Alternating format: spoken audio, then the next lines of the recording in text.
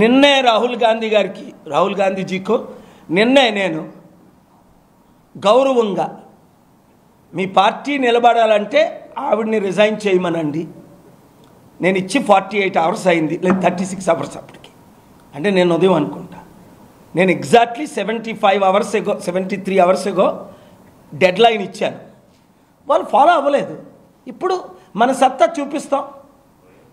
కోర్టులు ఉన్నాయి, దేవుడు ఉన్నాడు, ప్రజలు ఉన్నారు, మీడియా ఉంది. ఈ లోపునే ఆవిడ రిజైన్ చేస్తుంది, లేదా ఆవిడని బయటికి తీసేస్తారు, లేదంటే అందరూ ప్యాకేజ్ స్టార్లు అయిపోతారు. అప్పుడు దీనికి సర్టెన్ లాస్ ఉన్నాయి.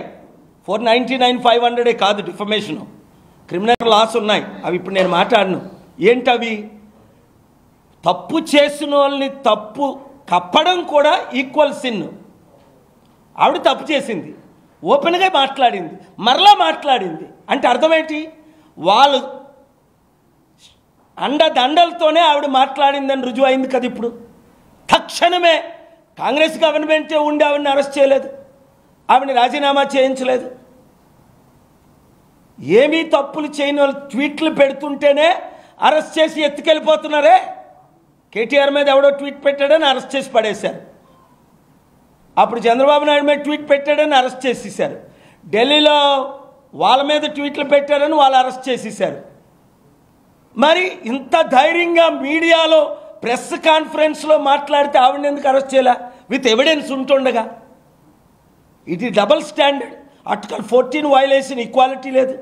ఇది డిస్క్రిమినేషను. ఇది article 21 against right to life for the rest of the country and rest of the people and especially that family.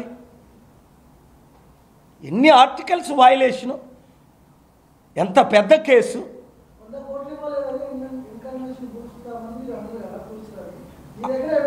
నాకు ఎవరో ఆరోపణలు చేసి నేను